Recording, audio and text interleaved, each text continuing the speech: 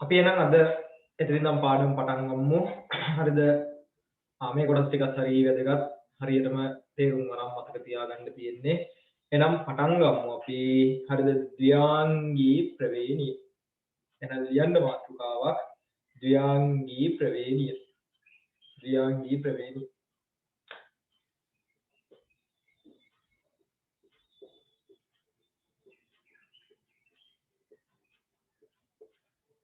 ද්ව්‍යාංගී ප්‍රවේණිය.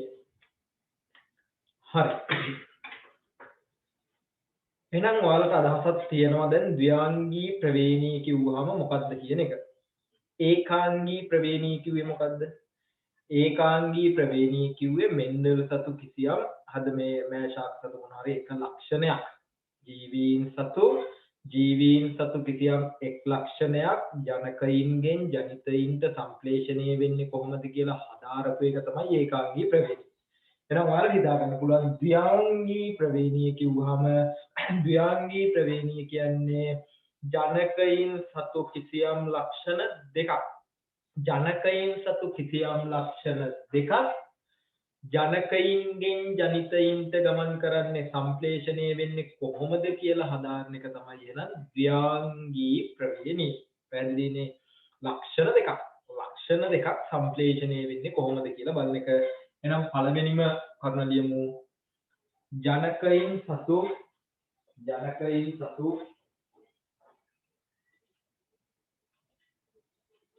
කිසියම් ගති ලක්ෂණ දෙකක්. ජනකයින් සතු කිසියම් ගති ලක්ෂණ දෙකක්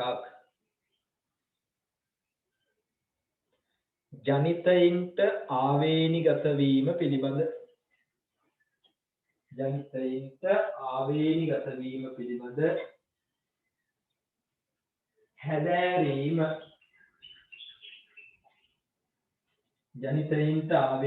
වීම පිළිබඳ හැදෑරීම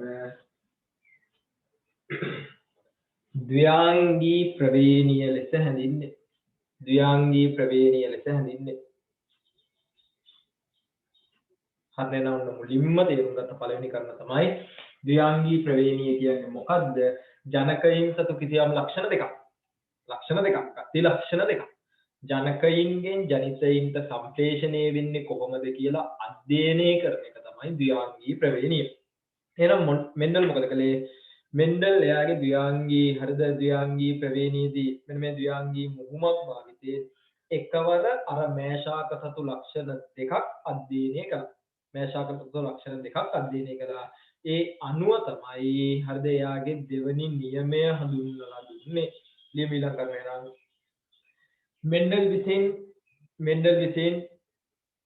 මෙන්ඩල් විසින් ද්ව්‍යාංග මුහුමක් භාවිතයෙන්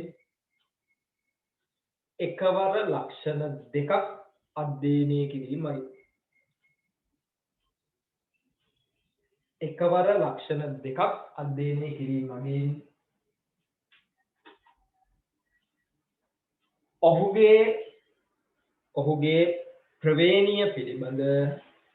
ඔහුගේ ප්‍රවේණිය පිළිබඳ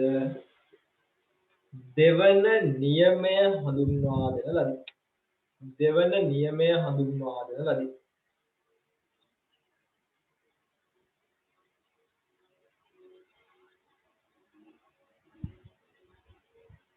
ඔන්න වැදගත්ම කරුණක්. ඔයාලගේ රිසෝස් බුක් එකේ ද්ව්‍යාංගී ප්‍රවේණිය කියලා කතාවක් නැහැ. ද්ව්‍යාංගී මුහුම කියලා කියනවා. මොකද්ද හරියටම ද්ව්‍යාංගී මුහුම කියන්නේ? මං ගිය සතිය ඔන්න හරියටම පැහැදිලි කරලා දුන්නා ප්‍රවේණිය පද ටික. ඔතනදිත් කියවුණා. ඔන්න ආයෙ හරියට මතක් කළොත් ද්ව්‍යාංගී මුහුමක් කියලා කියන්නේ කිසියම් ගති ලක්ෂණ දෙකක් සඳහා විෂම යුග්මක තත්ත්වධර්ම. ඒ කියන්නේ ලක්ෂණ දෙකම සඳහා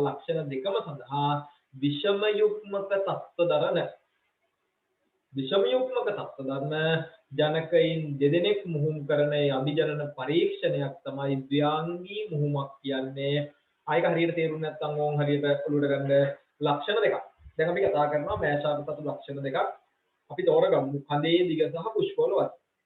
එතකොට කඳේ දිග සහ පුෂ්පවල වර්ණය සඳහා හරිද විෂම යුග්මකයෝ කියන්නේ කඳේ දිග සඳහා අපි ප්‍රවේණි දර්ශයේ ලිව්වහම කැපිටල් අකුරයි සිම්පල් අකුරයි දෙක වෙන්න ඕනේ. පුෂ්පවල වර්ණය සඳහා කැපිටල් අකුරයි සිම්පල් අකුරයි දෙක වෙන්න ඕනේ. අන්න විෂම යුග්මය. ඒ වගේ දෙන්නේ එක් අතර සිදු කරන අභිජනන පරීක්ෂණයක් තමයි ද්ව්‍යාංග මුහුමක් කියන්නේ. මම ආයේ මේක කතා කරනකොට ඔය කොටස පැහැදිලි කරන්නම්. ලියමු ඊළඟ කරන එහෙනම් විශේෂිත ලක්ෂණ දෙකක් කෙරෙහි එකක් තමයි විශේෂිත ලක්ෂණ දෙකක් කෙරෙහි කියන එක. අනික තමයි විෂම යුග්මක තත්ත්ව දරන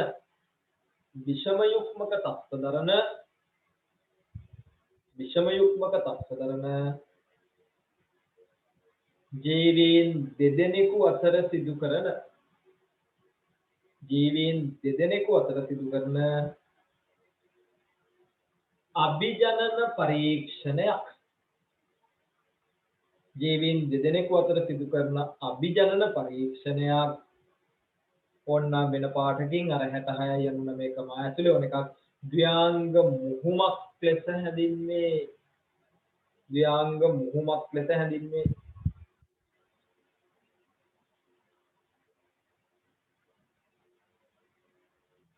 ඔන්න ඊළඟ කරන ලියලින්න මම පස්සේ පැහැදිලි කරන්නම්. ඊළඟ කරන තමයි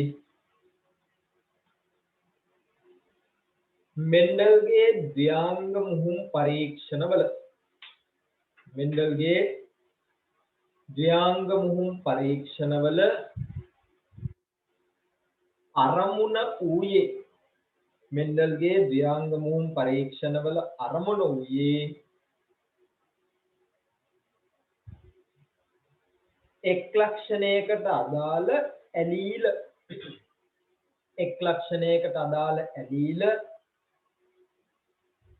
එක් ලක්ෂණයකට අදාළ ඇලීල ජන්මානුවලට වියුක්ත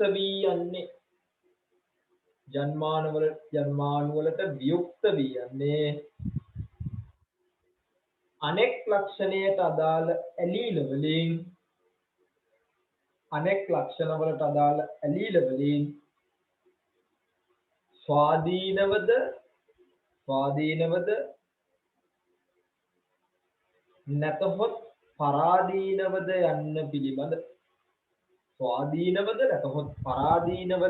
යන්න පිළිබඳ සොයා බැලීමයි.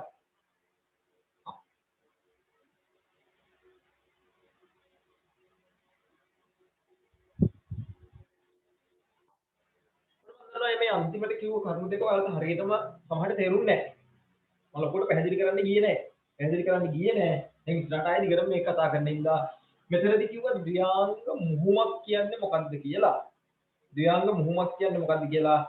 දැන් මේ මෙන්ඩල්ගේ හරිද ද්ව්‍යාංග මුහුම් පරීක්ෂණයේ මුහුම අඳිනකොට මම උතරදී හරියටම පෙන්නන්නම් ද්ව්‍යාංග මුහුමට අදාළ කොටස මොකක්ද කියලා. ඊළඟට මේ කිව්ව කතාව තමයි හරිද දෙවන නියමයෙන් පැහැදිලි වෙන්නේ. මේ ද්ව්‍යාංග මුහුම් පරීක්ෂාව මෙන්ඩල් කළේ කිසියම් ලක්ෂණයකට අදාළ ඒ ඇලීල යුගල වෙන් වෙන්නේ අනිත් ලක්ෂණයට අදාළ ඇලීල යුගලෙන් ස්වාධීනවද පරාදීනවද කියන එක. මම පැහැදිලි කරන්නේ නැහැ මෙතනදී. මම දැන් දිගටම ඊළඟට කතාව යන හින්දා එහෙනම් ඔන්න මෙන්ඩල් එයාගේ ද්ව්‍යාංග මුහුම් පරීක්ෂාව සඳහා අර මේෂාක සතු තිබ්බ හරිද එකිනෙකට වෙනස් ප්‍රභේදන දෙකක් සහිත ගති ලක්ෂණ 7න් ඕනෑම දෙකක් තෝරගත්තා. අපි කතාව පහසු වෙන්න ගමු. කඳේ දිග කියන ලක්ෂණයයි පුෂ්පවල වර්ණයේ කියන ලක්ෂණයයි. කඳේ දිග කියන ලක්ෂණය සම්බන්ධයෙන් ප්‍රභේදන දෙකයි ඔයාලා දන්නවා උස සහ මිටි. පුෂ්පවල වර්ණය සම්බන්ධයෙන් ප්‍රභේදන දෙකයි දම් සහ සුදු. උස මිටි දම් සුදු. එහෙනම් ඕන් ඔය හරිද ලක්ෂණ දෙක භාවිතා කරලා කොහොමද ද්ව්‍යාංග මුහුම කලේ නැත්නම් ද්ව්‍යාංග හරිද මේ ප්‍රවේණිය සිද්ධ කරන්නේ. මෙන්ඩල් මුලින්ම කලේ හරිද නුමුහුම් උස දම් පැහැති පුෂ්ප සහිත ගත්තා. පැහැදිලිව තේරුම් ගන්න නුමුහුම් මංවා කියලා තියෙනවා දැන් නුමුහුම් උස දම් පැහැති පුෂ්ප සහිත ශාක. නුමුහුම් මිටි සුදු පැහැති පුෂ්ප සහිත ශාක සමග මුහුම් කළා. මම කියන්නේ කොහොම වැඩේ කලුවෙන්ම වාගන්න නුමුහුම් උසදම් නුමුහුම් මිටි සුදු ඔය ශාක හරිද මෙයා පරාගණයෙන් ලක් කරනවා ගන්නව F1 පරම්පරාව F1 පරම්පරාව මොකක් වෙන්නේ නැද්ද F1 පරම්පරාවේ ශාක සියල්ලම උස සහ දම් කියන ලක්ෂණ දෙක තමයි පෙන්වන්නේ අර මිටි සුදු කියන ලක්ෂණ දෙක හරිද එළියට පෙන්වුවේ නෑ උස දම් කියන ලක්ෂණ දෙක සහිත ශාක තමයි 100%ක් ආවේ අන්නේ මොකද කලේ ඔය උස දම් පැහැති පුෂ්ප සහිත ශාක ඊළඟට ඒ ශාක අතරම මුහුම් කළා ඒ ශාක අතරම මුහුම් කළා ඊළඟට F2 පරම්පරාව කොහොමද ආවේ ඕක අපි හොයලා බලන්න ඕනේ F2 පරම්පරාව කොහොමද ආවේ ඒකාංගී ප්‍රවේණී නම් කොහොමද ඒකාංගී ප්‍රවේණී නම් වල කතාව දන්නවා මම නිකන් මතක් කළොත් මෙයා නුමුහුම් උස නුමුහුම් මිටි ශාක එක්කලා මුහුම් කරා ඔය තමයි පේරන්ට්ස්ලා අපි දන්නවා එතකොට මේක ජන්මානු ලියද්දී මෙයා හදනවා ජන්මානු දෙකක් දෙකම එක වගේ හින්දා අපි එකක් ලියනවා ඇති මෙයාත් ඒ වගේ තමයි ජන්මානු දෙකක් හදනවා දෙකම එක වගේ හින්දා එකක් ලියනවා ඔන්න F1 ගත්තා මොකද උනේ කැපිටල් T සිම්පල් T මේ කැපිටල් T කියන ප්‍රමුඛ ඇලීලේ තිබ්බ හින්දා මේ ශාක 100% උස ශාක උලා ඊළඟට මෙන්ඩල් කලේ F1 cross F1 අන්න මේ විෂමයෝගී හරිද ඒ කියන්නේ කැපිටල් T දෙන්නෙක්ම මුහුම් කරනවා ඔය මුහුමෙන් ඔන්න ජන්මානු ගත්තාම අපි දන්නවා දැන් එකක් ලියලා බෑ ජන්මානු වර්ග දෙකම ලියන්න ඕනේ මෙන්න මෙයා හඳුන ජන්මානු දෙක මෙන්න මෙයා හඳුන ජන්මානු දෙක ඔතනින් එහාට එනම් F2 පරම්පරාව ගන්න 50 කොටුවක් ගහන්න පුළුවන් ඔන්න මේ ඉරි ගහලා යා කරලා ගන්න පුළුවන් කැමති එකක් මෙතන කැපිටල් T වුණා මෙතන කැපිටල් T සිම්පල් T මෙතන කැපිටල් T සිම්පල් T මෙතන සිම්පල් T මේ තුන් දෙනා මොකයි මෙයා මිටි තුනට එක අනුපාතයෙන් ඕම් F2 පරම්පරාව ආවා ඕක දැන් හොඳටම පැහැදිලිනේ ඕක හොඳටම ක්ලියර් නේ එහෙනම් මෙතනදී ද්විාංගී ශ්‍රේණීදී බෙන්ඩල් කලේ නුමුහුම් තත්වයේම උස දම් හරිද එහෙනම් මෙතෙන්ට තව අකුරු දෙකක් අපි ගත්තාම ඒ දෙකක් කැපිටල් තත්ත්වේ මෙතෙන්ට ඊළඟ අකුරු දෙක ගත්තාම ඒ දෙකම සිම්පල් තත්ත්වේ ආන් එහෙම ජීවීන් දෙන්නේ මුහුම් කළාම F1 පරම්පරාව සියල්ල උස දම් කියන ලක්ෂණ දෙක පෙන්වනවා මෙන්ඩල් මොකද කළේ ඒ ශාක අතර මුහුම් කළා එතකොට යාට ආවා අනුපාතය ඔයාලා තනියම හොයාගමු ඊට පස්සේ හරිද ඒ මුහුම විශ්ලේෂණය කරලා දෙවන නියමයට යන්න. ලියලින් දෙන. යන්න කරන ද්විාංග ප්‍රවේණීය සඳහා මෙන්ඩල් විසින් එක් වරකට ද්විාංග ප්‍රවේණීය සඳහා මෙන්ඩල් විසින් එක් වරකට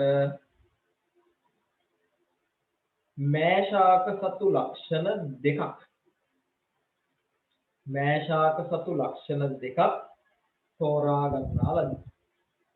මෑශාක සතු ලක්ෂණ දෙකක් තෝරා ගන්නා ලදී. එහිදී මෙන්ඩල්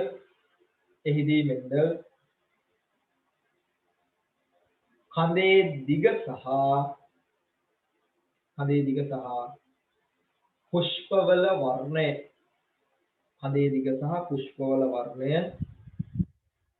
යන ලක්ෂණ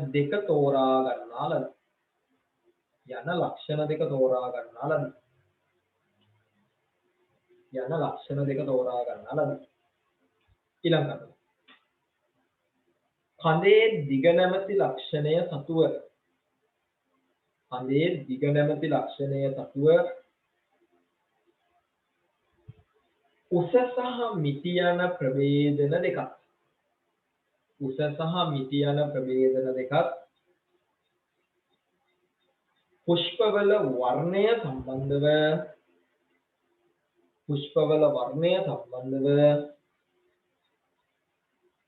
දම් සහ සුදු යන ප්‍රභේදන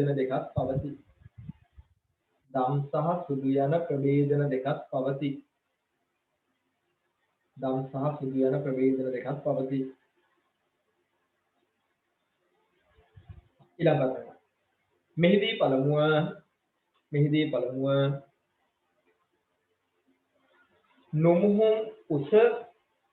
නුමුහුම් උස දම් පුෂ්ප සහිත ශාක. නුමුහුම් උස දම් පුෂ්ප සහිත ශාක. නුමුහුම් මිටි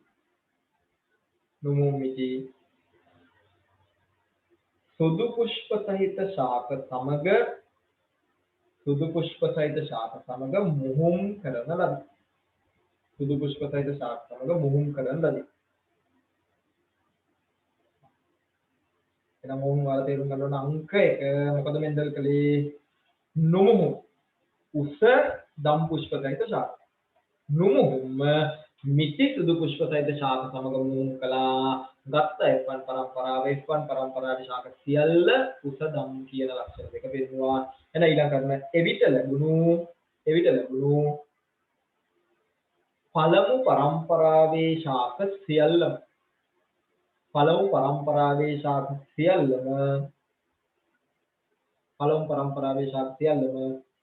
උස දම් පුෂ්ප සහිත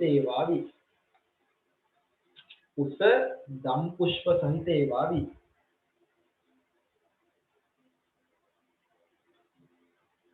ඕම් පළවෙනි පියවර කියලා හිතන්න. ඊළඟට මොකද කළේ? ඔය ලැබුණු උස දම් පුෂ්ප සහිත ශාක දැන් ඒවට නුමුහුම් කියන්න පුළුවන් ද කොහොමද? දැන් නුමුහුම් කියන්න බෑ. දැන් මුහුම්. එතකොට ඔය උස දම් පුෂ්ප සහිත ශාක ඒ ශාක අතරම මුහුම් කළා. ආම නිකන් කියලා හිතියොත් F2 පරම්පරාව කොහොම වෙන්නේ නැද්ද? F2 පරම්පරාව විදිහට ආවේ 9ට 3ට 1 අනුපාතය. ඔන්න ඔයාලට ප්‍රවේණීය පාඩමේ හම්බෙන දෙවෙනි අනුපාතය තමයි මේ 9ට 3ට 1. මොකක්ද මේ 9ක් ආවේ? 9ක් ආවේ අර ලක්ෂණ දෙකම ප්‍රමුඛ තත්ත්වය. ඒ කියන්නේ උස දම් 9. 3 ආවේ මොකද්ද? දැන් මේ පාඩම තව කෙනෙකුට කියලා දෙන්න පුළුවන් විදියට අල්ලගන්න. 3 ආවේ මොකද්ද? මේ තමයි එකක් ප්‍රමුඛ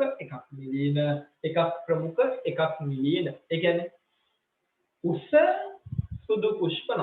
උස කියන්නේ ප්‍රමුඛ ලක්ෂණය, සුදු කියන්නේ නිලීන ලක්ෂණය. එතකොට මෙතන මිටි කියන්නේ නිලීන ලක්ෂණය, දම් කියන්නේ ප්‍රමුඛ ලක්ෂණය. යන වෙනවද? එකක් ප්‍රමුඛ වෙද්දී එකක් නිලීන වෙනවා. අමාරු වී. එහෙනම් මෙතන උස සුදු පුෂ්ප සහිත ශාක නම් මෙතන මිටි දම් පුෂ්ප සහිත ශාක. අන්තිමට එකක් ආවේ කවුද?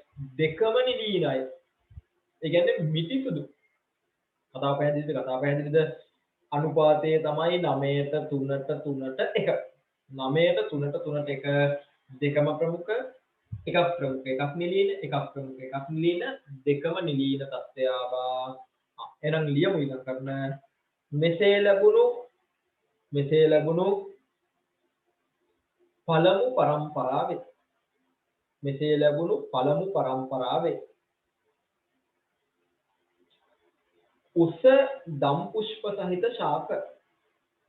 උස දම් පුෂ්ප සහිත ශාක එම ශාක සමගම නැවත මුහුම් කළ විට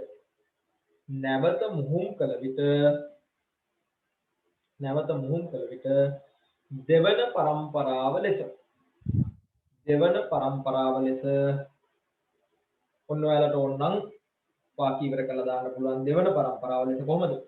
උස දම් පුෂ්ප සහිත ශාක 9ට උස දම් පුෂ්ප සහිත ශාක 9ට උස සුදු පුෂ්ප සහිත ශාක 3ට අනුපාත සිද්ධ කරගෙන ලියන්නේ.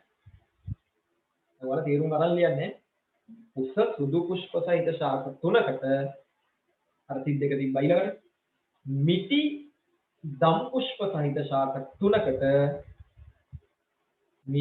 දම් පුෂ්ප සහිත ශාක 3කට මොකක්ද අන්තිම එක? දෙකම නිලීන තත්ත්වය. ඒ කියන්නේ මිටි සුදු පුෂ්ප සහිත ශාක 1 යන අනුපාතය ලැබුණි. මිටි සුදු පුෂ්ප සහිත ශාක එක යන අනුපාතය ලැබුණි.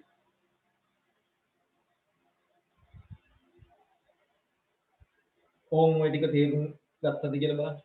ඔය ටික තේරුම් ගත්තද බලන්න.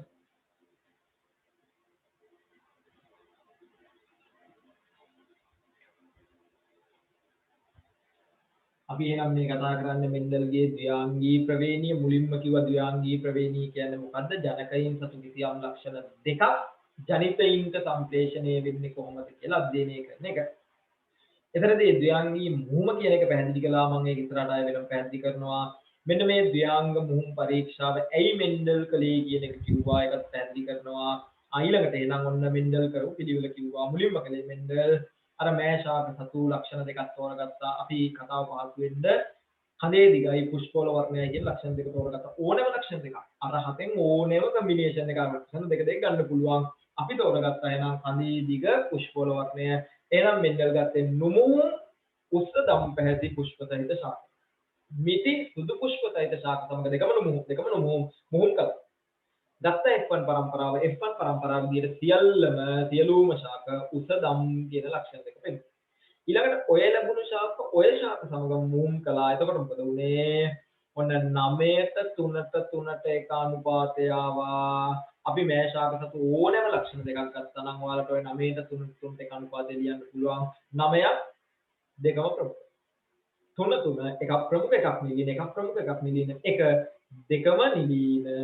අයනම් අපි සරලව වචන වලින් ලිව්වොත් ඔය මුහුම කොහොමද ඔන්න පේරන්ස්ලා නුමුහුම් හරිද උස දම් ක්‍රොස් කරනවා නුමුහුම් මිටි සුදු එනවා F1 පරම්පරාව ඔන්න F1 පරම්පරාව උස දම් 100ට 100යි. ඊළඟට F1 cross F1 දැන් නුමුහුම් කියන්න බෑනේ. හරිද? දැන් නුමුහුම් කියන්න බෑ. එහෙනම් මෙන්න මේ ලැබුණු උස දම් පුෂ්පසහිත ශාක මුහුම් කරනවා. උස දම් පුෂ්පසහිත ශාක සමග ඔන්න එනවා F2. හරිද? මම පල්ලෙන් ලියන්නම්. පළවෙනි එක තමයි එහෙනම් උස දම් පුෂ්පසහිත ශාක 9ට. ඔන්න එකක් ප්‍රමුඛයි උස හරිද පුෂ්පවල වර්ණය ගත්තාම සුදු 3යි. ඊළඟට ඔන්න මිටි නිලීන ලක්ෂණය මේක ප්‍රමුඛ ලක්ෂණය දම් 3යි. අන්තිමට දෙකම නිලීන එහෙනම් මිටි සුදු 1යි.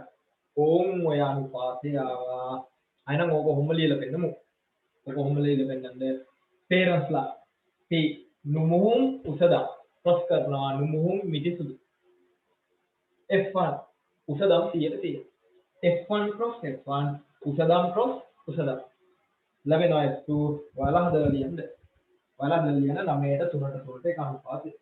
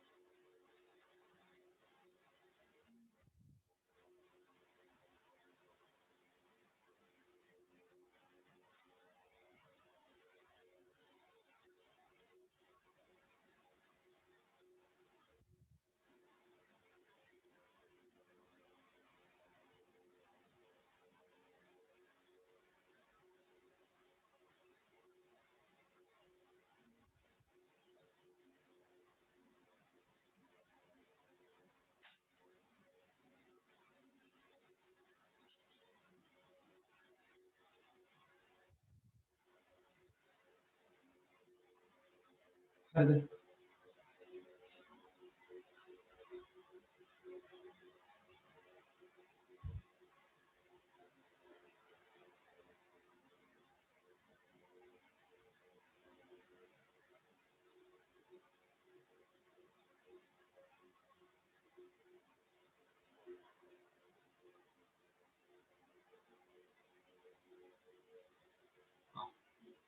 පැහැදිලි නේද? ගැලුවා නෑ නේද? ඕම් හොඳට තේරුම් ගන්න ඕන කොටස් වලට ඇවිල්ලා තියෙන්නේ.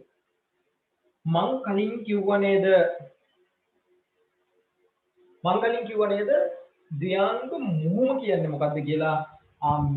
මේ ටික නේද තමයි ද්ව්‍යාංග මුහුම කියන්නේ. මං අර සංගලව ගහන්න දැන්නේ.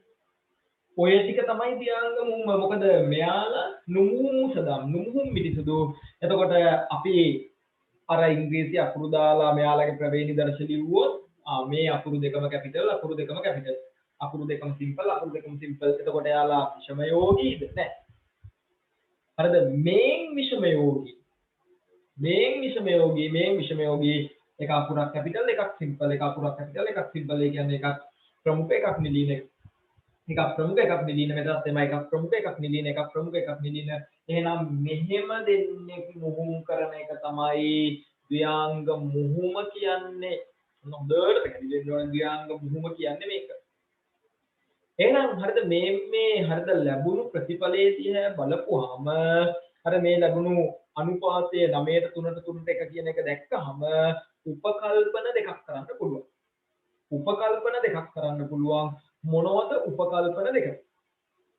මෙන්න මෙහෙමයි කතාව. හරිද? නිකන් අපි අංකෝ 8 පැත්තට සමහරු ඔන්න ඉන්නවා හොඳ ලේඛකයෝ. හරිද? කතා පොත් ලියලා තියෙනවා. හරිද? ඊට පස්සේ ෆිල්ම් කරලා තියෙනවා.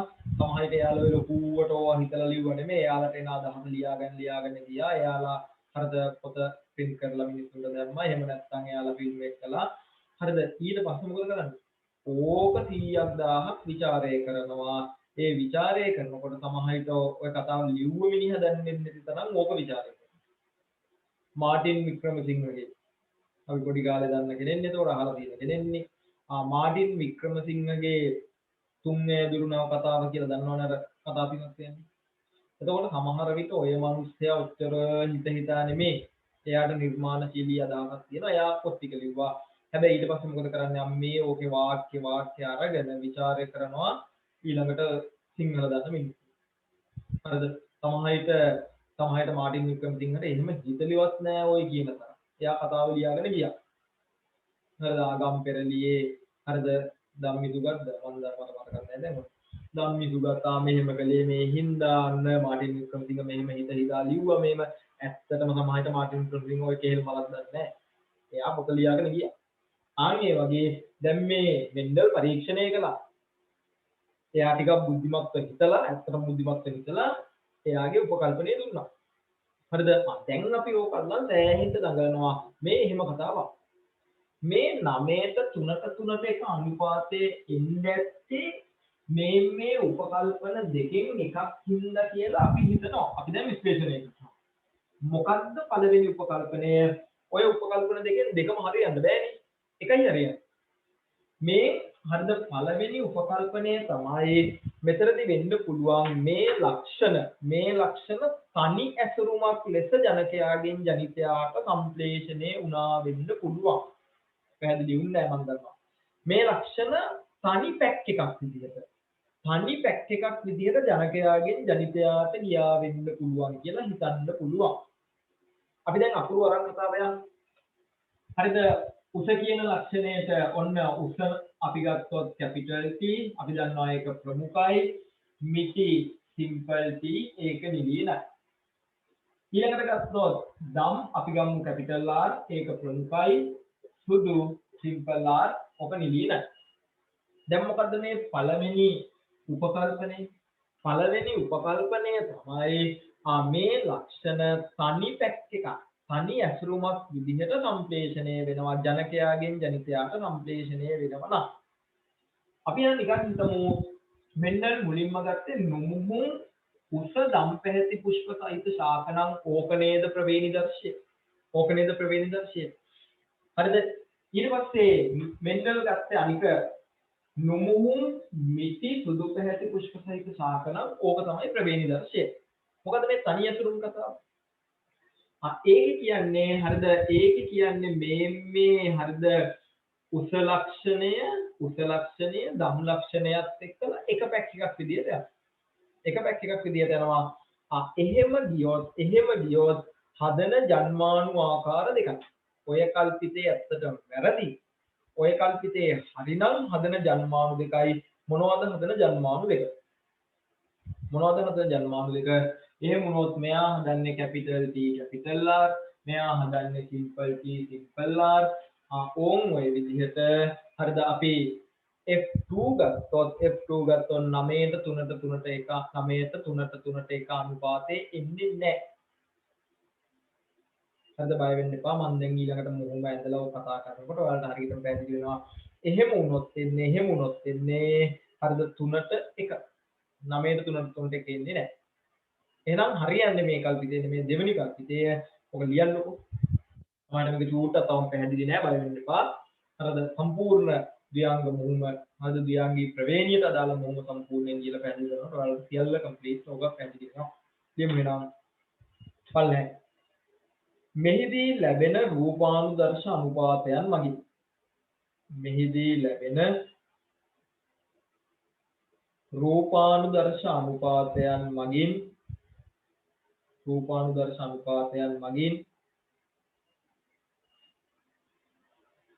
ආවේනීය පිළිබඳ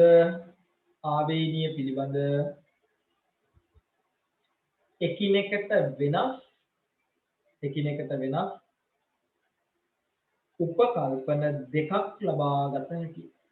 එකිනෙකට වෙනස් උපකල්පන දෙකක් ලබාගත හැකිය.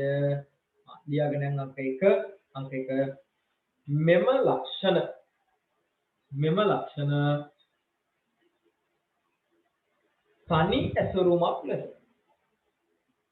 ලක්ෂණ තනි ඇසුරුමක් ලෙස ජනකයාගෙන් ජනිතයාට සම්ප්‍රේෂණය වූවා විය හැකිය.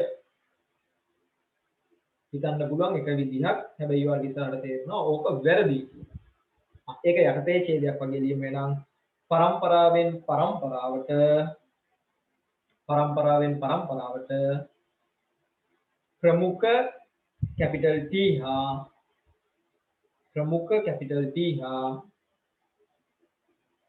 කැපිටල් R ඇලීල හෝ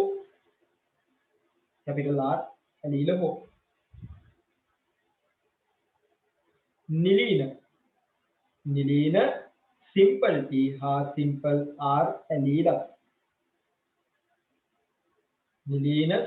T හා සිම්පල් R ඇලීලක් එක්ව ගමන් කරයි. මට කියන්න අමතක ඉච්ච දෙයක්. මෙහෙම වෙනවා මේක අපි හඳුන්වන්නේ පරාදීන සංරචනය. ඕන් චුට්ටක් ආයෙ බලන්න. මෙන්ඩල්ගේ පළවෙනි නියමය මොකක්ද? මෙන්ඩල්ගේ පළවෙනි නියමය සාධක වියුක්ත වීමේ නියම. අපි ආයෙ පස්සේ මතක් කරමුකෝ. මෙන්ඩල්ගේ දෙවනි නියමයට මේ යන්න යන්නේ. මෙන්ඩල්ගේ දෙවනි නියමය තමයි ස්වාධීන සංරචන නියමය. පොඩි හරි අදහසක් එයිවාලට මෙතරදී ඇලීල වලට පුළුවන් ස්වාධීනව සංරචනය වෙන්න, ස්වාධීනව එකතු වෙන්න පැහැදිලි කරනවා. මේ පළවෙනි කල්පිතය අනුව යන්නකොට මේක පැහැදිලි කරනවා නම් මෙතරදී ස්වාධීනව යන්න බෑ. හැක් එකක් විදියට යන්නේ. තනි අසුරුමක් විදියට යන්නේ. ඒ හින්දා තමයි මේක අපි කියන්නේ පරාදීන සංරචනය. ස්වාධීන නෙමේ පරාදීන. ඔය දැන් සම්බන්ධ පරාදීන සංරචනයක් නෙමේ තියෙන්නේ. පරාදීන සංරචනයක් වුණොත් 9ට 3ට 3ට 1 අනුපාතේ එන්නේ නැහැ. ලියලා ගන්නකො. මෙය ඇලීලවල ඔන්න වෙන පාඩකින්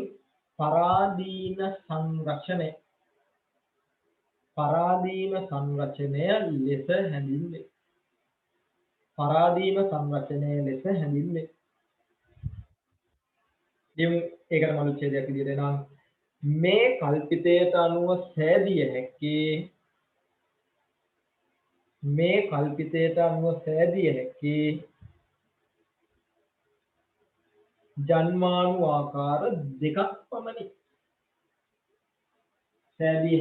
ජන්මානු ආකාර දෙකක් පමණි.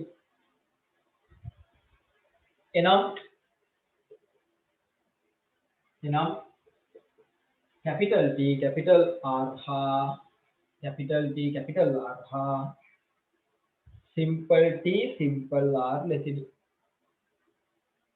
simple T simple R ලෙසිනි එවිට F2 පරම්පරාවේ රූපානුදර්ශ අනුපාතය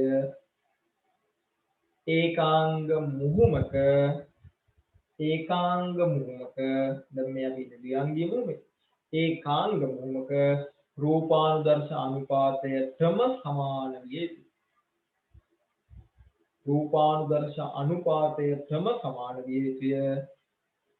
රූපානුදර්ශ අනුපාතයටම සමාන විය යුතුය. එනම් 3ට 1 විය යුතුය.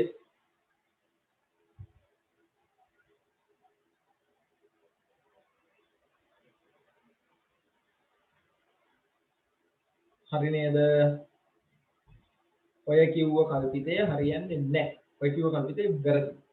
පරාදීන සංරචනය නෙමෙයි වෙන්නේ. එහෙනම් ඕම් ඊළඟ තේරුම් ගන්න ඕනේ එක. මොකද්ද දෙවෙනි කල්පිතය? දෙවෙනි කල්පිතය තමයි මේ ඇලීල වලට තනි පැක් එකක් විදියට නෙමෙයි. හරිද? ස්වාධීනව සංරචනය වෙලා ජන්මාණු වලට යන්න පුළුවන්. ස්වාධීනව එකතු වෙලා ජන්මාණු වලට යන්න පුළුවන්. එහෙනම් ඕම් ඔය මොකද්ද කියන්නේ? අපි හිතමු කැපිටල් T ඇලීලයට කලින් කිව්වේ කැපිටල් R එක එකතු වෙලා එක ජන්මාණුවක් හදන්න විතරයි පුළුවන්. ඔහොම වුණොත් තමයි පරාදීන සංරචනය. නෑ මේ කැපිටල් T ට කැපිටල් R එක එකතු වෙන්න පුළුවන්. මේ කැපිටල් T ට සිම්පල් R එක එකතු වෙන්න පුළුවන්. ඒ කියන්නේ මෙයාට ඕන නම් මෙයා එක්ක එකතු වෙලා ජන්මාණුවක් හදන්න පුළුවන්. මෙයාට ඕන නම් මෙයා එක්ක එකතු වෙලා ජන්මාණුවක් හදන්න පුළුවන්. අන්න එහෙම වුණොත් කැපිටල් T කැපිටල් R කියලා එක ජන්මාණුවයි කැපිටල් T සිම්පල් R කියලා තව ජන්මාණුවකුයි හැදෙනවා. අන්න පේනවද T වලට R එක්කම යන්න ඕනේ කියලා එකක් නැහැ. කැපිටල් R එක්කම ගියොත් තමයි අර තනිය සුළුමක් වෙන්නේ. එහෙම නෙමෙයි කැපිටල් T ට පුළුවන් කැපිටල් R එක එකතු වෙලා ජන්මාණුවක් හදන්න. කැපිටල් T වලට පුළුවන් සිම්පල් R එක එකතු වෙලා ජන්මාණුවක් හදන්න. මෙතන සිම්පල් T ගත්තා නම් ඒත් එහෙමයි. සිම්පල් T ට පුළුවන් කැපිටල් R එක එකතු වෙලා ජන්මාණුවක් හදන්න. සිම්පල් T වලට පුළුවන් සිම්පල් R එක එකතු වෙලා ජන්මාණුවක් හදන්න.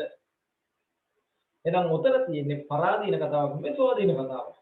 ඕක තමයි ස්වාධීන සංරචනය. ඔය කල්පිත දෙකෙන් හරියන්නේ ඕක. එහෙනම් ඔය අනුව තමයි මෙන්ඩල්ගේ දෙවෙනි නියමය ප්‍රකාශ වෙන්නේ.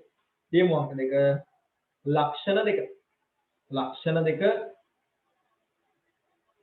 ජනකයාගේ සිට ජනිතයින් වෙත. ලක්ෂණ දෙක ජනකයාගේ සිට ජනිතයින් වෙත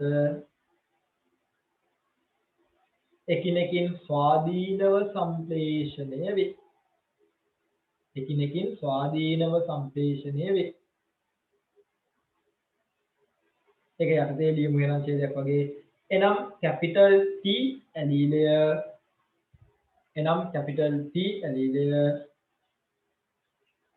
කැපිටල් R ඇලීලය සමග හෝ සිම්පල් R ඇලීලය සමග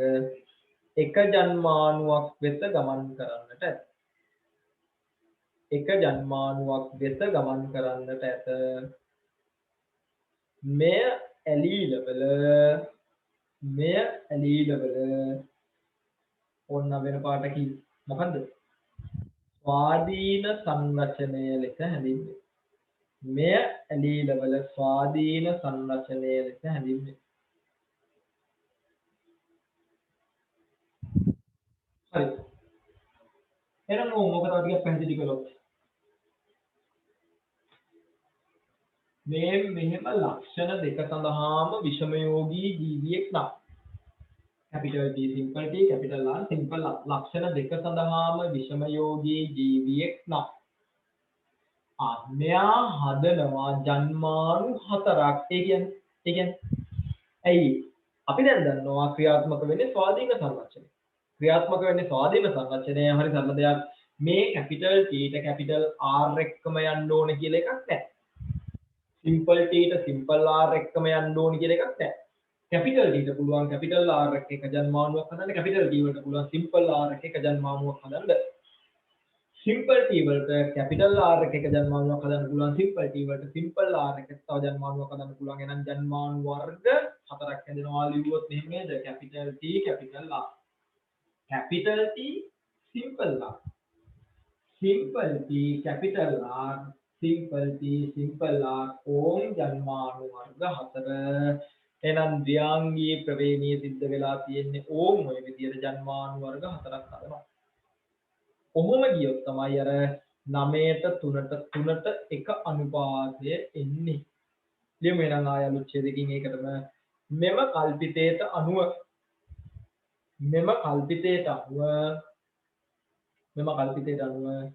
ද්වි ඇලීලික පතයක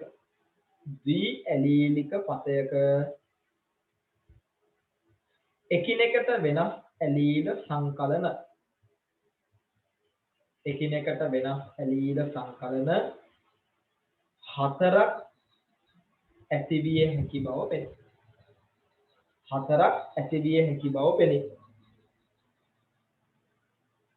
ඒ අනුව F1 පරම්පරාව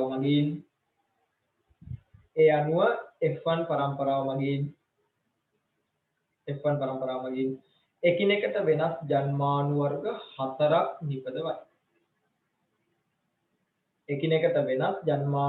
හතරක් නිපදවයි. ඒවා නම් ඔන්න ලියන්න හතර. ඒවා නම් capital T capital R, capital T simple R, simple T capital R, simple T simple R. දැන් මේ ජන්මානු හතරම පුන්නම් පුන් ජායානම් ජය. ඒ කියන්නේ මේ හතරම ශුක්‍රාණු වර්ග හතරක්. හරිද? ඔය විදිහට ඩිම්බ නම් ඩිම්බ හතරක්. ඒ විදිහට නම් හරිද? එක්කෙනෙක්ගෙන් ජන්මානු හතරයි අනිත් කෙනාගෙන් ජන්මානු හතරයි. මේවා ක්‍රොස් කර ගත්තොත් ඔන්න හරිද? F2 16ක් වෙනවා. ඔය F2 16 තමයි 9 3 3 1 එකතු කරලා 16නේ. අන්න බෙදිලා යන්නේ. අන්න 9ට 3ට 3ට එක අනුපාතයට බෙදිලා යන්නේ. දෙමු එහෙනම් මේ අනුව පුංහා ජායා ජන්මානු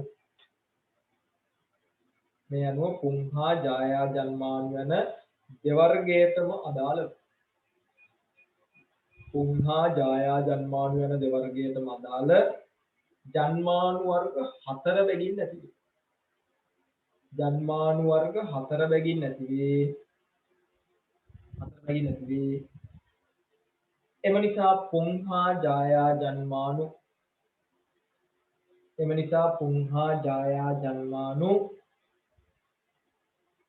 සංයෝජනය වීමේදී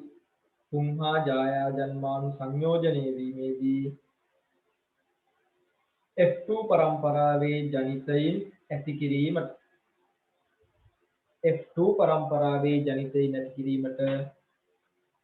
ජන්මානු යුගලනය විය හැකි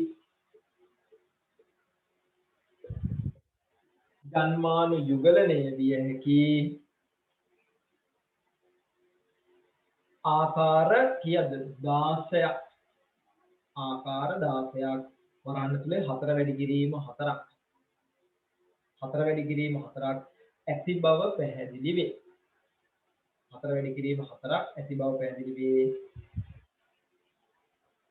එනිසා එකිනෙකට වෙනස් රූපානුදර්ශ හතරක්.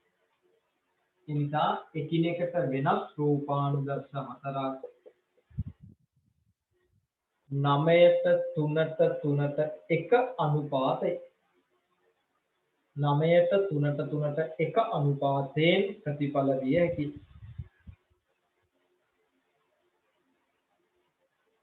ඕම් ඔය කතාව පැහැදිලිද? දැන් පැහැදිලි වෙන්න ඕනේ. අපි එහෙනම් ද්විාංගී ප්‍රවේණියට ආව. ද්විාංගී ප්‍රවේණිය කියන්නේ මොකක්ද කිව්වා? ඔන්න මෙන්නව කරපු ද්විාංගී මුම පරීක්ෂාව කතා කළා. එතරදී එයා නුමුම් උසදම් පැහැති පුෂ්ප සහිත ශාක නුමෝ මිටි සුදු පැහැති පුෂ්ප සහිත ශාක සමග මොහොම් කරලා ගත්ත F1 සියල්ල උසදම් 100% උසදම්. ඒ ලැබුණු උසදම් ශාක සමග මොහොම් කරුවාම 9ට 3ට 3ට එක අනුපාතය ආවා. ඕක ඔය රූපානුදර්ශ අනුපාතයේ දිහා බලපුවාම කල්පිත දෙකක් ඉදිරිපත් කරන්න පුළුවන්. හැබැයි අපි දන්නවා කෙලින්ම එකක් වැරදි. පළවෙනි එක තමයි අර පරාදීන සංරචනය. ඒ කියන්නේ කැපිටල් T වලට කැපිටල් R එක විතරයි යන්න පුළුවන්. ඔන්න කතාව. කැපිටල් T වලට කැපිටල් R එක විතරයි එකතු වෙන්න පුළුවන්. එහෙම වුණොත් හදන්නේ ඕන් එක ජන්මානුවක්. සිම්පල් T වලට සිම්පල් R එක විතරයි එකතු වෙන්න පුළුවන්. එහෙම වුණොත් හදන්නේ ඕන් අනිත් ජන්මානුව මේ වගේ ජන්මානු වර්ග දෙකයි. ජන්මානු වර්ග දෙකයි. එතකොට මේ දෙකම පුන්නම් ඔය වගේම ජායා ජන්මානු දෙකකුත් වෙනවා. මේවා යා කරපුවාම 3ට 1 අනුපාතේ එනවා. ඒකාංගී ප්‍රවේණිය වගේ. හැබැයි යාවේ 9ට 3ට 3ට එකනේ. එහෙනම් මේක වැරදි. මේ කතාවකදී කැපිටල් T ට කැපිටල් R එක එකතු වෙලා ජන්මානුවක් හදන්න පුළුවන් වෙන්න ඕනේ. කැපිටල් T ට සිම්පල් R එක එකතු වෙලා තව ජන්මානුවක් හදන්න පුළුවන් වෙන්න ඕනේ. සිම්පල් T වලට කැපිටල් R එක එකතු වෙලා ජන්මානුවක් හදන්න පුළුවන් වෙන්න ඕනේ. සිම්පල් T වලට සිම්පල් R එක එකතු වෙලා ජන්මානුවක් හදන්න පුළුවන් වෙන්න ඕනේ. මේක තමයි ස්වාධීන සංරචනයේ මෙයා එක එකතු වෙන්න පුළුවන්. මෙයාට මෙයා එකක් එකතු වෙන්න පුළුවන්. මෙයාට මෙයා එක. එහෙනම් ඕම් ස්වාධීන සංරචනය මේ හතරම පුංජම්මාන ඔය වගේම හතරක් හදනවා ජාය ජන්මානු ඔය හතර වැඩි කිරීම හතර එතකොට ඔක්කොම F2 රූපානුදර්ශ 16යි ඔය 16 තමයි 9ට 3ට 3ට එක විදිහට වෙන්නේ. හරි නේද මම හැමදාම කියනවා මේ A level පාඩම් නිකන් O level මට්ටමකින් හරිද මේ නිකන් කතා කරන්න බෑ හරියට තේරුම් ගන්න පාඩම ගන්න. අර එහෙම ඉගෙන ගන්න වැඩක් නැහැ. එතකොට අපි මේ කතා කළේ උස ඒ කියන්නේ හඳේ දිග පුෂ්පවල වර්ණය කියන ලක්ෂණ දෙක අරන්නේ. මෙන්ඩල් ඔහොම එකකින් නැවතුනේ නෑ. මෙන්ඩල් කරේ අර මෑෂාක සතු ලක්ෂණ හරිද තව දෙක යා මූම් කරලා බැලුවා. ද්විඅංගී ප්‍රවේණියට ඇතුළත් කරලා බැලුවා. හරිද තව ඔන්න පුෂ්පවල පිහිටීම කරල් වල වර්ණය බීජවල හැඩේ ඔය වගේ මොනවා හරි ලක්ෂණ දෙක එකට අරන් යා බැලුවා. ඒ හැම එකටම F2 පරම්පරාව 9ට 3ට 3ට එක අනුපාතය ආවා. එහෙනම් මේ අනුව මොකද කළේ මෙන්ඩල් යාගේ දෙවන නියමය ඉදිරිපත් කරනවා. එයා අල්පිටක් ඉදිරිපත් කරනවා. අද අපි ඒක දෙවන නියමයේ විදිහට හඳුන්වනවා. අලිය මීලා කරේ නම් මෙන්ඩල් විසින් ඉහත ආකාරයටම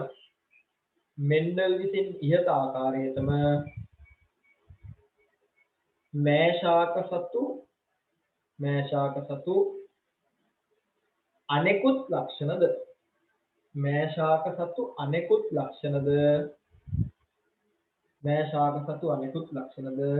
ද්විාංග ප්‍රවේණිය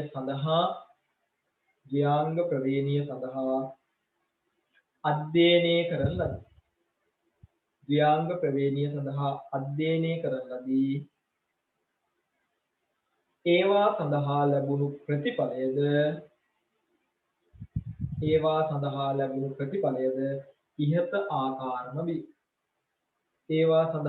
ප්‍රතිඵලයද ඉහත ආකාරම වේ. ඊළඟට ඉහත ප්‍රතිඵලය ලැබෙන අන්දම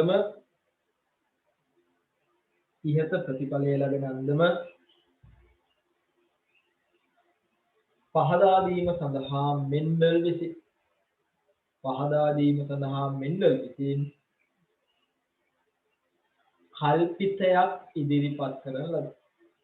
මෙන්ඩල් විසින් කල්පිතයක් ඉදිරිපත් කරන ලදී.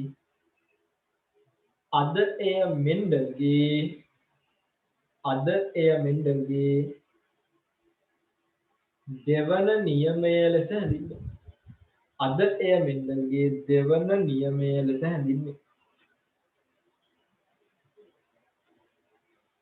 හරි. එක විනාඩියක් අරගෙන පොතෙන් දෙනකම් ඔය කතා කරපු ටික පොඩ්ඩක් බලන්න පෙරලලා.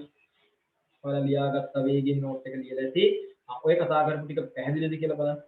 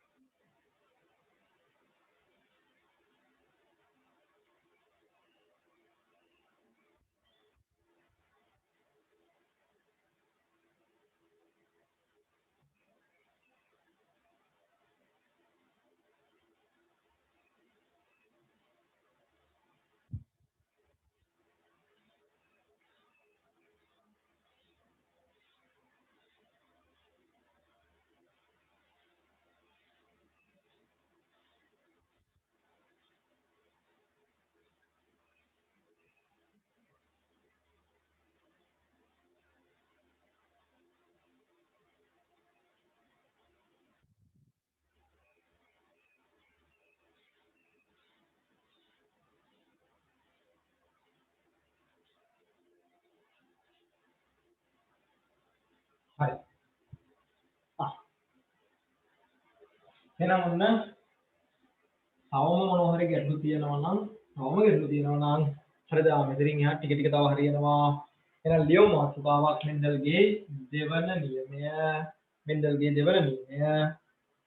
මෙන්ඩල්ගේ දෙවන නියමය. අපි ඔකට තව නමක් දෙනවා ස්වාධීන සංරචන නියමය. ස්වාධීන සංරචන වචන වල තේරුම හිතාගත්ත හැකිනේ. ස්වාධීනව එකතු වෙනවා කියන එක. ස්වාධීන සංරචන නියමය. ස්වාධීන සංරචන නියමය. හරි. ඔන්න ඔක්කොටම කලින් මෙන්ඩල්ගේ පළවෙනි නියමය ආයෙ මතක් කලින්.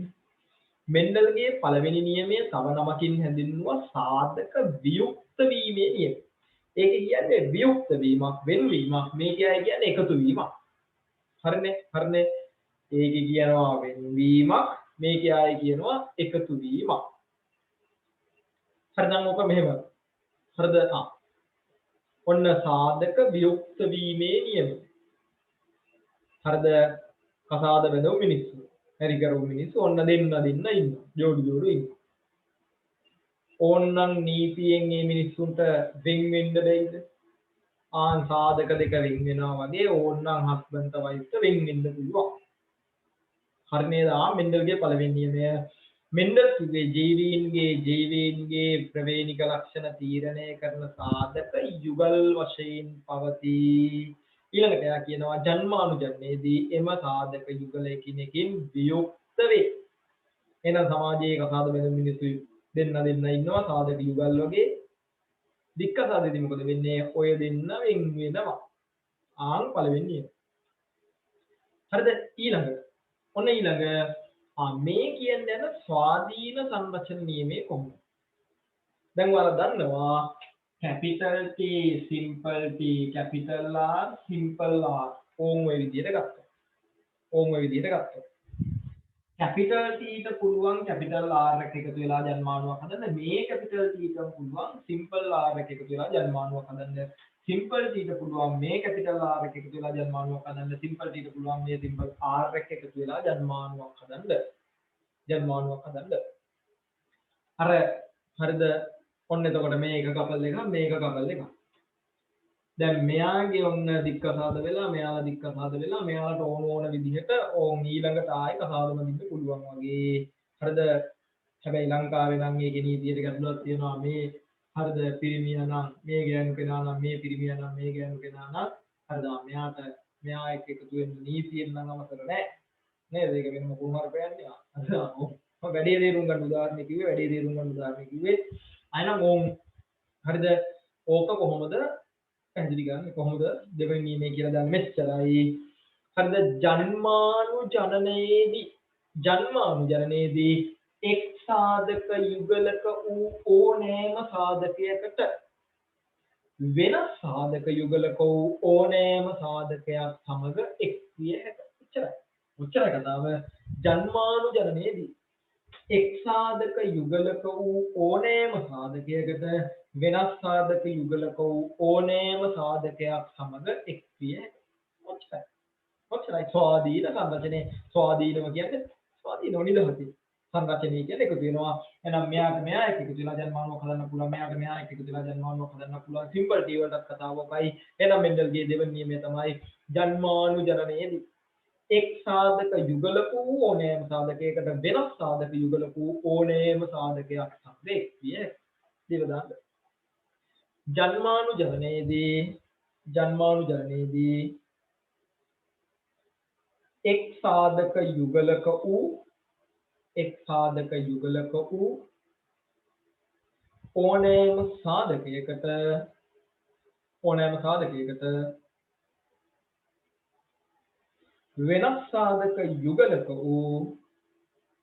වෙනස් සාධක යුගලක වූ ඕනෑම සාධකයක් සමග එක් විය හැකියි. වෙනස් සාධක යුගලක වූ ඕනෑම සාධකයක් සමග එක් විය හැකියි. ඕක සැරයක් දෙසරයක් බලලා මතක තියාගන්න. එහෙනම් මෙන්ඩල්ගේ නියම දෙකම හරිද? දෙකම පැහැදිලි, දෙකම මතකයි. පළවෙනි නියමය තමයි එතකොට ඒකේ කරුණු දෙකක් කියවුණා නම් හරි. ජීවින්ගේ ප්‍රවේණික ලක්ෂණ තීරණය කරන සාධක යුගල් වශයෙන් පවතී. ජන්මානුජන්නේදී මෙම සාධක යුගල එකිනෙකින් වියුක්ත වේ. මෙන්න දෙවෙනි නියමය. ජන්මානුජන්නේදී එක් සාධක යුගලක වූ ඕනෑම සාධකයකට වෙනස් සාධක යුගලක වූ ඕනෑම සාධකයක් සමග එකතු වෙන්න පුළුවන්. හරිද? ඔන්න තව මේක චූට්ටක් අවුල් කරන තව පොඩි කතාවක් තියෙනවා. සම්පත් පොතේ තියෙන ඉඳලා පැනලා යන්න බෑ. හැබැයි මේ කියන தত্ত্ব වළංගු වෙන්නේ මෙන්ඩල්ගේ පරීක්ෂණ වලට මේක ගැටලුවක් වුණේ නැහැ. අපි දන්නවනේ දැන් මෙන්ඩලීය ප්‍රවේණියෙන් පස්සේ මෙන්ඩලීය නොවන ප්‍රවේණියට යනවා. හරිද? ඒතරදී මෙන්ඩල් කිව්ව දේවල් ගොඩක් හරිද වෙනස් වෙනවා. ඒ අනුව තමයි මේ කියන්න යන්නේ.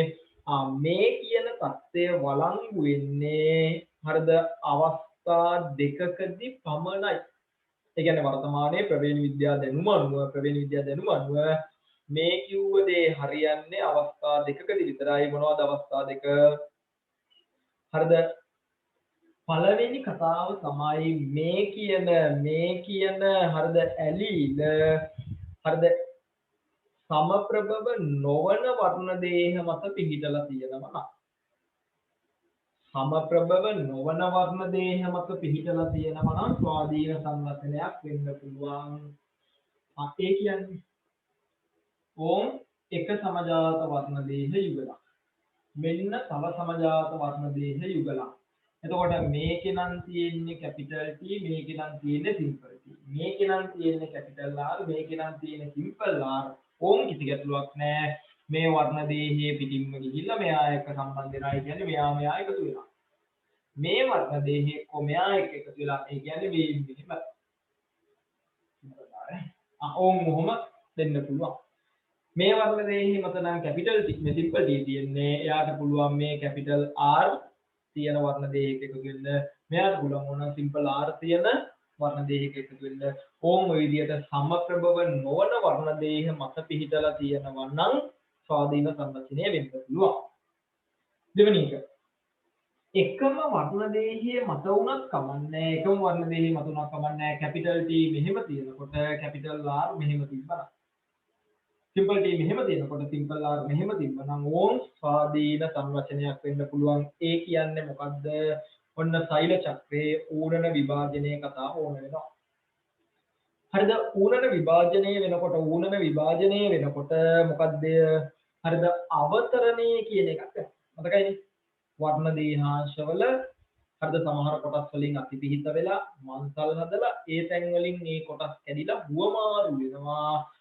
එහෙමනම් හරිද එක්කෝ පුළුවන් මේ කැපිටල් T එක කැපිටල් R එක යන්න අවතරණය නැතුව මේ සිම්පල් T එක මේ සිම්පල් R එක යන්න පුළුවන් අවතරණය නැතුව. අවතරණය වුණොත් ඒ කියන්නේ මේ හරිද ජාන එකිනෙකට දුරින් තියෙනවා නම් ඔන්න අවතරණය වෙන්න පුළුවන්. එහෙම වුණොත් මේ කැපිටල් T වලට මේ කැපිටල් R කියන්න පුළුවන්. මේ සිම්පල් T වලට මේ සිම්පල් R කියන්න පුළුවන්. මොකද මන්සල් හදලා කොටස් කැඩිලා හුවමාරු වුණා. බැරි වෙලාවක් හරිද කැපිටල් T කැපිටල් R මේ විදිහට ළඟ තියෙනවා නම් සිම්පල් T සිම්පල් R ළඟ තියෙනවා නම් සමහර විට අවතරණයේදී මේ කොටසම එකට යනවා මිසක් ඔය මැද්දෙන් කැඩිලා යන්නේ නැහැ. එහෙම වුණා නම් ඒත් ස්වාධීන සංවචනයක් වෙන්න බෑ. මෙහෙම එකිනෙකට වෙනස් සමජාත වර්ණ දේහ මත තියෙනවා නම් පුළුවන්. එකම වර්ණ දේහ මත තිබ්බොත් වෙන්න බෑ. එකම වර්ණ දේහ මත තිබ්බත් එකිනෙකට දුරස් තිබ්බොත් එකිනෙකට ඈතින් තිබ්බොත් පුළුවන්. එකිනෙකට ඉතා ළඟින් තිබ්බොත් වෙන්න බෑ. ලියමු ඊළඟට බලන්න. එහෙනම් කෙසේ වෙතත් මෙම தත්ත්වය වළංගු වන්නේ අවස්ථා දෙකකදී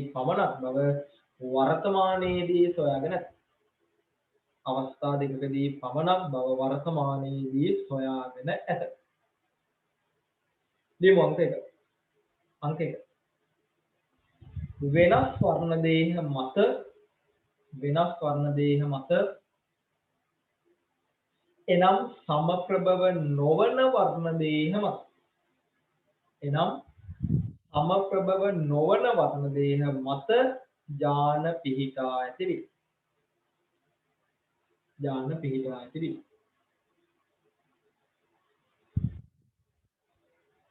ඔන්න නිකන් පොඩි රූපයක් දාගන්න.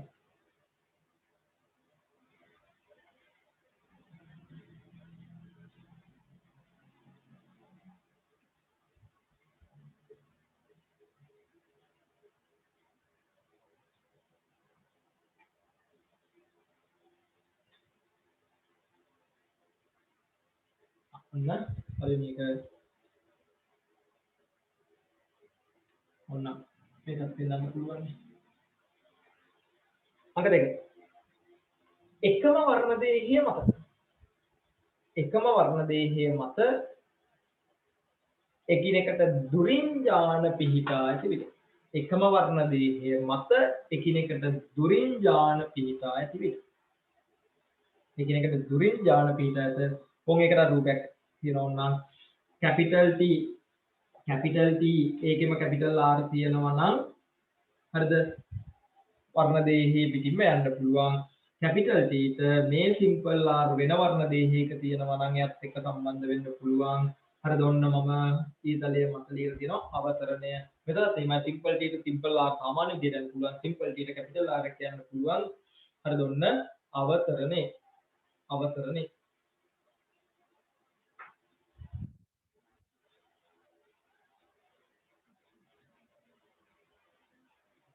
හරි. එහෙනම් ඕම් මූලික ටික ඔක්කොම කියලා ඉවරයි. දැන් තියෙන්නේ මෙන්ඩල්ගේ දෙවන නියමය පැහැදිලි කරන්න මුහුම ඇදලා පෙන්නන්න මේක දුක්වට පස්සේ අර කලින් නෝට් එක ඔයාලා සම්පූර්ණයෙන් කියවගත්තට පස්සේ සියලුම ගැටලු හරියනවා. නමුත් මම මුලින්ම මුහුම ඇදලා කරලා පැහැදිලි කරලා අතෙන්ට ගියා නම් එච්චර එක සෙට් වෙන්නේ නැහැ. මොකද අවශ්‍ය කරුණු ටික ඔළුවට අරගෙන දෙවන නියමය කියලා දෙවන නියමය පැහැදිලි කරන්න ආවේ. ලියමු මාතෘකාවක් එනම් මෙන්ඩල්ගේ දෙවන නියමය පහදා දීම.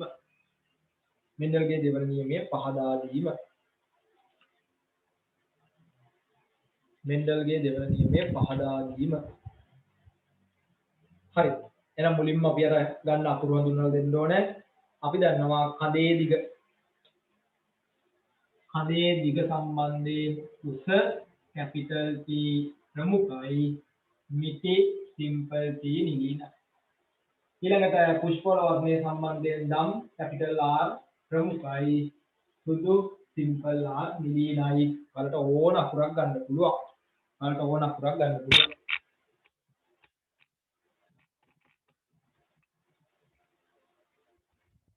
හරි. ලියමු වෙන මුලින්ම මෙන්ඩල්ගේ දෙවනි මේ පහදා දීම මාතෘකාව ලිව්වා කඳේ දිග නැමැති ලක්ෂණය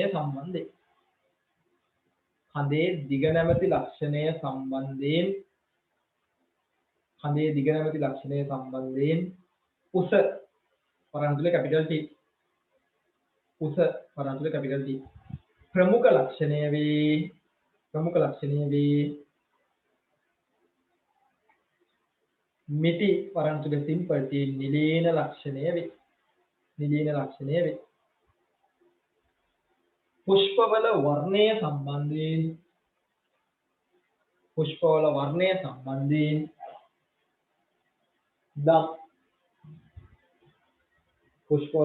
සම්බන්ධයෙන් දම් වරන්තුලේ කැපිටල් R ප්‍රමුඛ ලක්ෂණය වේ සුදු සිම්පල් R නිලීන ලක්ෂණය වේ.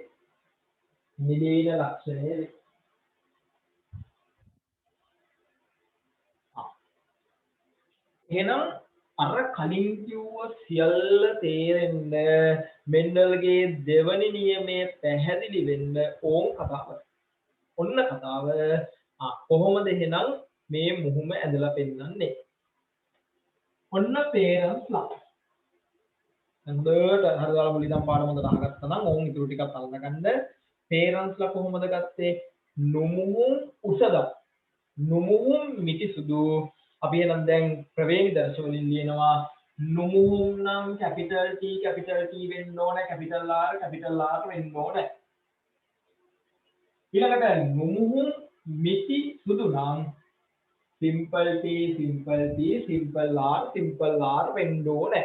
හත්නේද කතාව එහෙනම් නුමුහුම් උසදම් පුෂ්ප සහිත ශාක. නුමුහුම් මිටි සුදු පුෂ්ප සහිත ශාක සමග මුහුම් කරනවා. හදපු ජන්මානු මෙතර ස්වාධීන සංරචනය වෙන්නේ නැද්ද වෙනවා.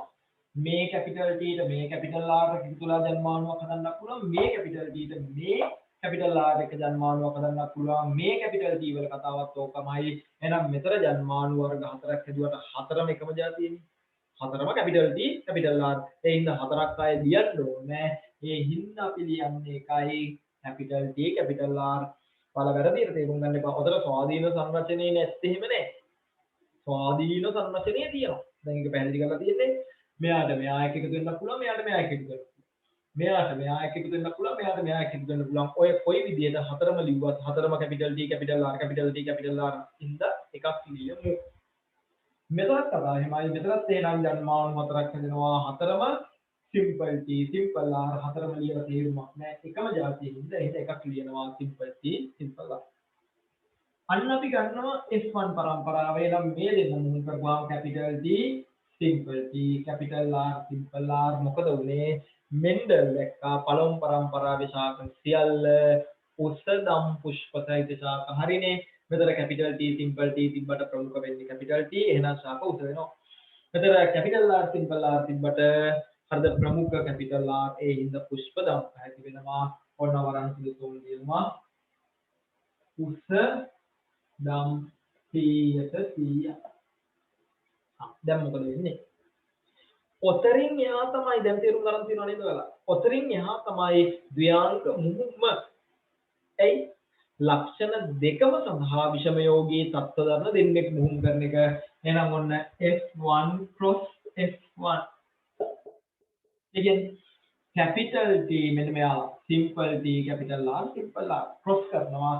capital T simple T capital R simple R ඔන්න ලක්ෂණ දෙකම සඳහා විෂම යෝගී එහෙනම් දැන් තමයි ද්ව්‍යාංග මුහුම මේවා හරියට තේරුම් ගන්න එක්සෑම් එක පොඩ්ඩක් කල් ගියා හරිද මම ළමයිට කලින් කිව්වා එක්සෑම් කල්යයි මහා ප්‍රමාණයක් මේ හරිද මාසයක් විතර chance එක හම්බෙයි මාසයක් විතර chance එක හම්බෙයි හරිද උන්ටුටක් එහෙම වෙලා ඒ විදිහ තමයි උනේ ඊට පස්සේ හරිද අගෝස්තු මාසෙත් මොකද වෙන්නේ ඉස්කෝලේ අගෝස්තු මාසෙට විභාගයක් නැහැ ඉස්කෝලේ විභාග දෙන්න උවමනාවක් නැහැ ඉස්කෝලේ තියයි එතකොට ඒ chance එක විතරයි මේ මහා කල්යාණක්ම උනේ නෑ අගෝස්තු කියලා හිතාගෙන වැඩ කරන්න ඕම් එහෙනම් මේව හරියට තේරුම් අරන් එක්සෑම් යන්න F1 cross F1 දැන් තමයි මෙන්ඩල්ගේ ස්වාධීන සංරචන කතාව දෙවනි නියමයේ පැහැදිලි වෙන්නේ මෙතන තියෙනවා මෙතන තිබ්බට අපි ඒක ලියනකොට පැහැදිලි නෑ දැන් පැහැදිලි වෙනවා මොකද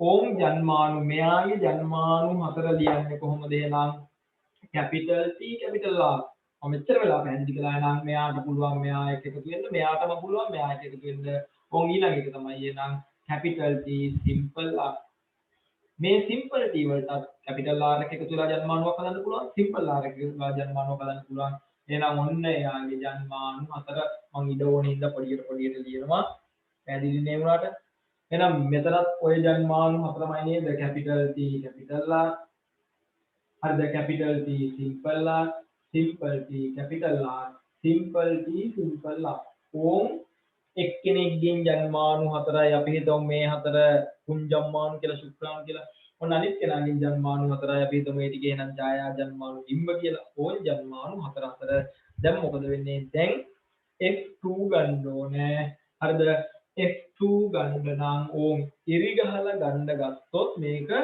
හරිද ඉරි ගොඩ වෙනවා ඉරි ගොඩාක් වෙනවා ඕනනම් ගත්තකින් ගන්නුවනේ මේ ජන්මානුව මේ හතරටම යා කරන්න ඕනේ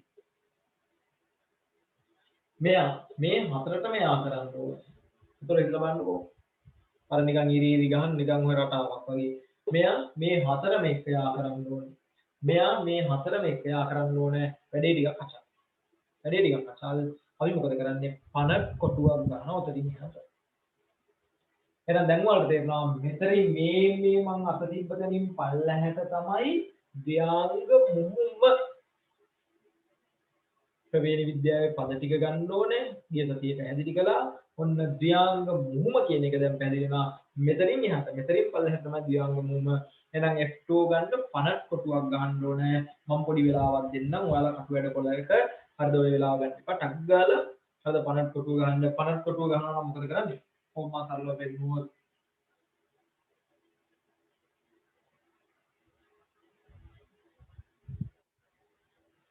එහෙනම් ඔන්න මේ පැත්තේ පුංජම්මාව නම් මේ පැත්තේ හරිද මේ පුංජම්මාව නම් මේ ජයජම්මාව නම් මේ හතර ලියන්න ඕනේ capital T capital R capital T simple R simple T capital R simple T simple R මේ පැත්තේ අනිත් ජන්මන හතර capital T capital R හරිද capital T simple R simple T capital R simple T simple R දැන් දෙපැත්ත බල බලා මෙතන කොටු පුරවන්න කොටු 16ක් එයි මෙතන එතකොට capital T capital T capital R පොඩියට හරියට ලියන්න එතකොට උස්ස දම් අකුර අකුරනේ ලියන්න ඕම් පළවෙනි කොටුව ගන්නවා ඔය විදිහට එනවා ඔයාලා කොටු 16ම පුරවන්න ඕනේ ඊළඟට ඔතනින් ඔයාලා ගන්න ඕනේ අර 9ට 3ට 3ට 1 උස්ස දම් 9ක් තියෙන්න ඕනේ උස දම් 9ක් එන්න ඕනේ උස සුදු 3ක් එන්න ඕනේ මිටි සුදු 3ක් එන්න ඕනේ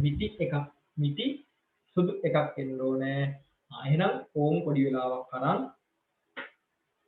ෆේරස් ලයින් පටන් අරන් 50 කොටුව ගහලා F2 ගමු මෙතන ඕනනම් පොඩ්ඩක් ලියලා ඉන්නවා F2 පරම්පරාව ලබා ගැනීම සඳහා 50 කොටුව භාවිතා කළාට කියලා ටක් ගාලා එනවා ටිකක්ද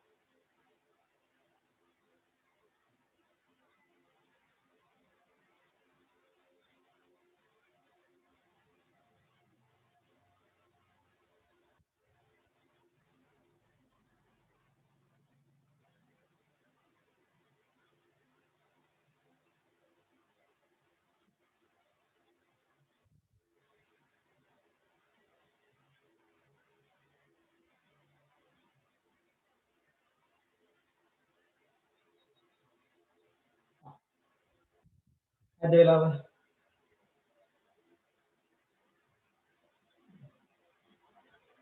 මේ මෙහෙම මම මේ 16ම පුරවලා මම එක්ක මේ හරිද සීනි බෝල මට්ටමින් පාඩම යනවා නෙමේ ඒ ලෙවල් මට්ටමින් යන්නේ ඔයාලා තමයි හරියට තේරුම් ගන්න වැඩේ යන්නේ එහෙනම් මම ඕක එකක් ගානේ පෙන්නන්නේ නේ හරිද නිකන් පොඩි අපි හරිද ටිකක් දාලා පෙන්නුවොත් 1 2 3 4 5 6 7 8 9 මේ තැන් ටිකට ඕම් ඔය ත්‍රිකෝණයෙන්ද ටිකට එනවා නේද උසදම් විදියට මේක උසදම් වෙයි මේක උසදම් වෙයි මේක උසදම් වෙයි මේක උසදම් වෙයි මේක උසදම් මේක උසදම් මේක උසදම් මේක උසදම් මේක උසදම් ඔන්න 9 උසදම් 9 යටි ඉන්දියානු ඕනේ එතකොට උසදම් 9 ඊළඟට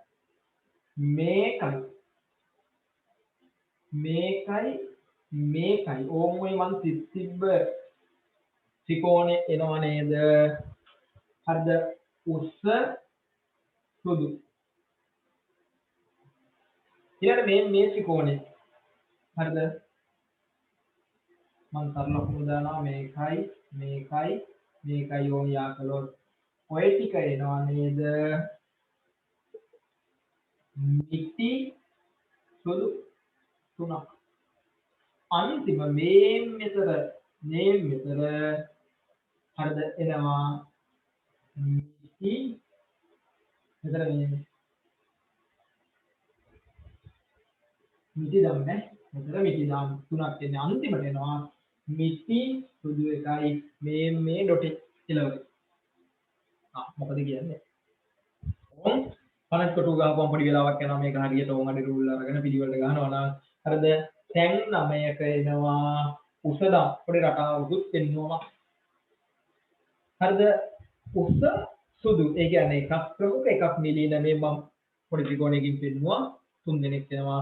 ඔගේ අනිත් පැත්ත මිටි දම් කඳේ දිග සම්බන්ධයෙන් නිලීන වෙලා පුෂ්ප වල වර්ණය සම්බන්ධයෙන් ප්‍රමුඛ වෙලා මේ තැන් තුනේ එනවා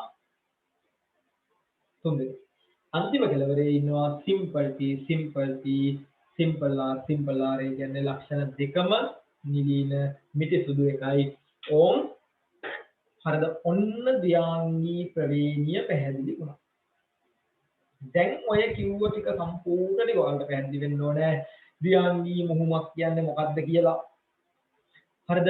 එතරදී ඔන්න ද්විආංගී ප්‍රවේණිය කියන්නේ මොකක්ද කියලා හිටියා. ද්විආංගී මුහුම කියන්නේ උතරින් හරියට මොන කොටසද කියලා ගත්තා. ඔන්න ඔය හරිද ද්විආංගී මුහුමේ F2 වලට එන මේ රූපානුදර්ශ අනුපාතය 9ට 3ට 1 හරිද? මේක දිහා බලුවාම කල්පිත දෙකක් ගන්න පුළුවන් කිව්වා. එකක් තමයි ජන්මානුවල පරාදීන සංරචනය. දැන් ඔයාලට හොඳට පැහැදිලි ජන්මානුවල පරාදීන සංරචනයක් නෙමෙයි වෙන්නේ. මේ පේනවනේ ජන්මානු වර්ග මේකෙන් 4ක් හැදුවා. එහෙනම් ස්වාධීන සංරචනය. මෙතනින් 4ක් හැදුවා ස්වාධීන සංරචනය. මෙතනත් නොපෙරුණාට ස්වාධීන සංරචනය තමයි තියෙන්නේ. එහෙනම් ස්වාධීන සංරචනය තමයි දෙවෙනි කල්පිතේ. ඒක තමයි හරි ගියේ. එහෙනම් මෙන්ඩල් ඉදිරිපත් කළා එයාගේ දෙවෙනි නියමය හරිද? දෙවෙනි නියමය හඳුන්වන්නේ ස්වාධීන සංරචන නියමය. ජන්මානු ජනනයේදී එක සාධක යුගලක වූ ඕනෑම සාධකයකට වෙනස් සාධක යුගලක වූ ඕනෑම සාධකයක් තමයි එක් විය හැක. එහෙනම් මේ ස්වාධීන සංරචන කතාව හරි ගිය හින්දා තමයි F2 සඳහා 9ට 3ට 1 අනුපාතය එන්නේ. තව කෙනෙකුට කියලා දෙන්න වැඩේ අල්ලගන්න. තව කෙනෙකුට පැහැදිලි කරලා දෙන්න වැඩේ අල්ලගන්න. යටින් චූට්ටක් ලියලෙමු. එහෙනම් යටින් ලියමු F2 පරම්පරාවේ ලක්ෂණ සඳහා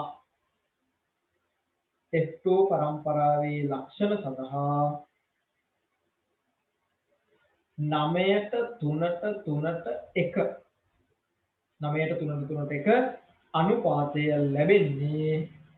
අනුපාතය ලැබෙන්නේ සාධකවල ස්වාධීන සංරචනය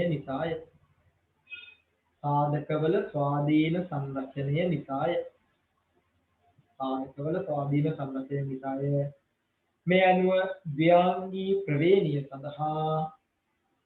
මේ අනුව ද්විආංගී ප්‍රවේණිය සඳහා මෙන්ඩලීය අනුපාතය ලෙස සලකන්නේ ද්විආංගී ප්‍රවේණිය සඳහා මෙන්ඩලීය අනුපාතය ලෙස සලකන්නේ 9ට 3ට 1 අනුපාතය. 9ට 3ට 1 අනුපාතය. 9ට 3ට 1 අනුපාතය. ඕම් මේ වෙනකොට ඔයාලට හම්බෙලා තියෙන අනුපාත දෙකයි එකක් තමයි ඒකාංගී ප්‍රවේණිය හම්බෙන 3ට 1. දැන් තමයි ද්විආංගී ප්‍රවේණිය හම්බෙන 9ට 3ට 1. ඕම්ව පැහැදිලිව තේරුම් ගන්න මොනවා හරි විභාගෙදී හරිද රචනා ගැටලුවක් වෙන්න පුළුවන් එතේ එකක් වෙන්න පුළුවන් ආවොත් අනුපාතයක් පැහැදිලි වුණොත් ටග්ගාල වලට මීටර වෙන්න ඕනේ මෙතන ඇත්තේ ඒකාංගී ප්‍රවේණියද ද්විආංගී ප්‍රවේණියද ඊළඟ තව අපි මෙන්ඩලීය නොවන සංසිද්ධි ටිකක් කතා කරනවා ආන් ඒවා ඕන එකක් ටග්ගාල වලට මතක් වෙන්න ඕනේ. එහෙම වුණොත් තමයි ගැටලුව ඊළඟට ඔයාලට හරිද හදන්න පුළුවන් මුලින්ම අදහස් එන්න ඕනේ මෙතන ඇත්තේ මේක කියන එක. හරියට පාඩම ඉගෙන ගත්තාම එහෙනම් ඊළඟට ඕම් අපිට ගණන් ටිකක් හදන්න පුළුවන් ද්විඅංගී ප්‍රවේණීන් මම හිතුවා මේ ඔන්ලයින් ක්ලාස් එක හින්දා ගණන් හදවන්න යන්නේ නැහැ. ඉස්සරහදී එහෙම වුණොත් මම ඔයාලට ගණන් ටික වෙනම හරි දාන්නම් තනියම හදන්න. මෙතනින් එහාට තියෙන තවත් වැදගත් කොටසක් හැබැයි ටිකක් වෙලා යන කොටසක් සම්භාවිතා නියම සහ වෙන්දලී ආවේනි. සම්භාවිතා නියම හතරක් තියෙනවා. නියම හතර හරියටම තේරුම් ගන්න ඕනේ. සමහරවිට මේ පාඩම් වල ඉස්කෝලේ ඉගෙන ගත්ත අය ඇති. සමහරවිට ඔය නියම හතර ඇහුවොත් ලොකු අදහසක් නෑ ළමයිට. ඔය සම්භාවිතා නියම හතර. සම්භාවිතා නියම හතර හරිද සමහරවිට ගැට ගගහා කියයි ඒ උනට ලොකු අදහසක් නෑ. එහෙම බෑ. තව කෙනෙකුට කියලා දෙන්න පුළුවන් විදිහට හරියට තේරුම් ගන්න ඕනේ. ඊළඟට රිසෝස් බුක් එකේම තියෙනවා පැහැදිලි ගණන් ටිකක්. ඒ ටිකෙන් ඔන්න සම්භාවිතා නියම භාවිතා කරන්න ඉගෙන ගන්න ඕනේ. ඔය සම්භාවිතා නියම කොටස දැනගත්තට පස්සේ හරි ලේසි මේ පණක් කොටු ගහන හින්න ඕනේ. අපි මේ කතා කළේ ඒකාංගී ප්‍රවේණියයි ද්විඅංගී ප්‍රවේණියයි. අපිට ඔතනින් එහා තව වැඩි ලක්ෂණ අරගෙන ප්‍රවේණි කතා ගන්න බැහැ. ලක්ෂණ 3ක් ප්‍රවේණිගත වෙන හැටි කතා කරන්න බැරි ලක්ෂණ 4ක් ලක්ෂණ 5ක් ඕන තරම් කතා කරන්න. ඒ ලෙවල් මට්ටමේදී මෙතනින් එහා යන්නේ ඒකාංගී ප්‍රවේණිය ද්විඅංගී ප්‍රවේණිය විතරයි. මෙතනින් එහා යන්නේ නැහැ කැම්පස් මට්ටමේදී ඔන්න ඕන තරම් ලක්ෂණ අරන් යන්න පුළුවන්. එතකොට මේ ලක්ෂණ අරන් යනකොට මේ 50 කොටු ගා හරියන්නේ ඔන්න ලක්ෂණ 3ක් තමයි 50 කොටුව ගන්න පුළුවන්. හැබැයි පොතක 50 කොටුව ගන්න බෑ. පොතක මොකද පොතක කොලයක තියෙන xy අක්ෂර දෙක විතරයි. එහෙනම් මොකක් හරි software එකකින් ඔන්න xy z කියන අක්ෂර තුනම අරගෙන ඕම් වගුවක් ගහන්න පුළුවන් ලක්ෂණ 3ක් සඳහා. එතනින් එහාට xy z ත්‍රිමාන අක්ෂර තුන විතරයි. ලක්ෂණ 3ක් ගත්තොත් shape 4ක් ගත්තොත් මොන විදියකින්වත් 50 කොටු ගන්න බෑ. ඒ හින්දා ඔය සම්භාවිතා නියම ටික හරියටම තේරුම් ගන්න ඕනේ. ඒ නියම ටික තේරුම් ගත්තාම අර ඔයාලා O level කාලේ සාධක ගණන් හැදුවා වගේ නිකම්ම හදන්න තියෙනවා. මම එහෙනම් මේ කොටසට අත ගන්න නැතුව ඉන්නම්. හරිද? මේ ටිකේ නම් ඔයාලා හිතර සම්පූර්ණයෙන් බලලා හොඳට තේරුම් ගන්න. හරිද? නිමාඩු සතිය අවුරුදු සතිය කොහොම හරි වෙලාවක් හම්බුනොත් දානවා. නැත්නම් සාමාන්‍ය විදිහට සෙන්සුරාදා ක්ලාස් එක යනවා. හරිද? එතකොට ඕම් ඩබල් සතියේ නම් ඔය සම්භාවිතා නියම ටිකක් කතා කරනවා. ඊට පස්සේ පරීක්ෂා මුල්ම කියලා පොඩි කොටසක් තියෙනවා. ඒකත් කතා කරලා පුළුවන් නම් අපි හරිද මෙන්ඩලීය නොවන ප්‍රවේණියට යනවා. ආන් හරි වැදගත් වැඩි හරියක් විභාගයට ඕම් මෙන්ඩලීය නොවන ප්‍රවේණිය ඒ සංසිද්ධි 6ක් විතර හරියටම පැහැදිලි කරන්න ඕනේ. ඒ හැම එකේදීම ඒක හරිද මෙන්ඩලීය ප්‍රවේණියේදී මෙහෙමයි වෙනස් වෙන්නේ මෙහෙමයි. ආන් මේ විදිහට පැහැදිලි කරනවා. එහෙනම් මෙතෙන් වෙනකම් පාඩම ඔයාලා හරියට බලා ගන්න. හරි තමයි.